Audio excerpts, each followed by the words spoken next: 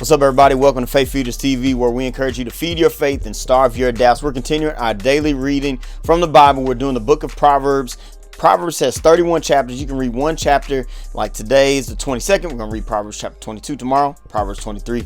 You see, and then throughout the whole month, you'll read the entire book of Proverbs and get so much wisdom that you can apply to your everyday living and be blessed by being a doer of the word and not a hearer only. So today we're reading Proverbs chapter 22. Like I said, in the New Living Translation, let's get it. And then we're going to share what we get and what's speaking to us. And then I want you to share in the comments what's speaking to you, how you're going to apply the word to your life. All right, let's go.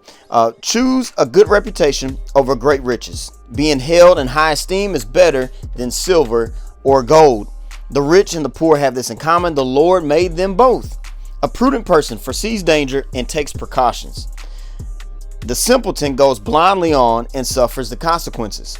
True humility and the fear of the Lord lead to riches, honor, and long life. Corrupt people will walk a thorny, treacherous road. Whoever values life will avoid it.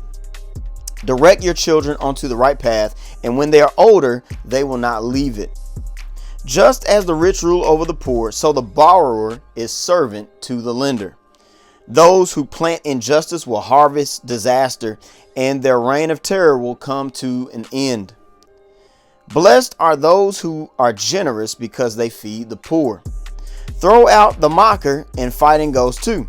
Quarrels and insults will disappear. Whoever loves a pure heart and gracious speech will have the king as a friend.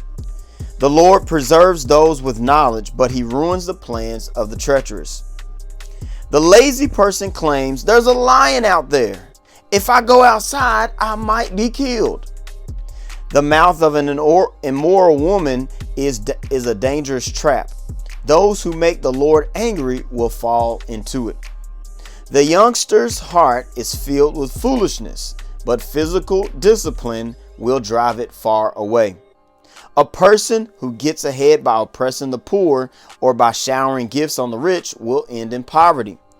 Listen to the words of the wise. Apply your heart to my instruction, for it is good to keep these sayings in your heart and always ready on your lips. I am teaching you today, yes, you, so that you will trust in the Lord. I've written 30 sayings for you, filled with advice and knowledge. In this way, you may know the truth and take accurate report to those who sent you. Don't rob the poor just because you can, or exploit the needy in court. For the Lord is their defender. He will ruin anyone who ruins them. Don't befriend angry people or associate with hot-tempered people, or you will learn to be like them and endanger your soul.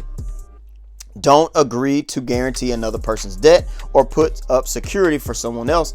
If you can't pay it, even your bed will be snatched from under you. Don't cheat your neighbor by moving ancient boundary marks set up by previous generations. Do you see any truly competent workers? They will serve kings rather than working for ordinary people. That concludes chapter 22. Now, here's what I have highlighted. One of my favorite verses of scripture. I have a handyman business, and in that business, one principle I live by, my parents taught me, and it's something that I teach the young men that I mentor, is in verse 1. Choose a good reputation over great riches, and being held in high esteem better than silver and gold. Or it's simply put, a good name is better than money. A good name is better than money. I would rather lose money in business and protect the integrity of my name and the work that I do than to cut corners or not fulfill the need, even for a difficult client. If and where the money is kind of in limbo or whatever, I'd rather lose money and protect my name, the business name, and the integrity of my name than to cut corners or to just sometimes hold people to what I could and should be able to do in business. We're going to just stop right there. No, I mean, sometimes I'm willing to go above and beyond, even if it's to my own detriment, and it's really not, to my own inconvenience. I will still do it to protect my name, because having a good name in business is better than money. There's countless times I remember spending thousands of dollars on getting leads. But now that I have a good name and work hard for that name, I get referral business all of the time, and I don't need to market my business. But that all comes from having a good reputation. And then verse 13 is one of my favorite ones, Proverbs in the book, because it says, the lazy person claims there's a lion outside, I might be killed. And anytime I'm mentoring someone where laziness may be in there, a lot of times there are these excuses.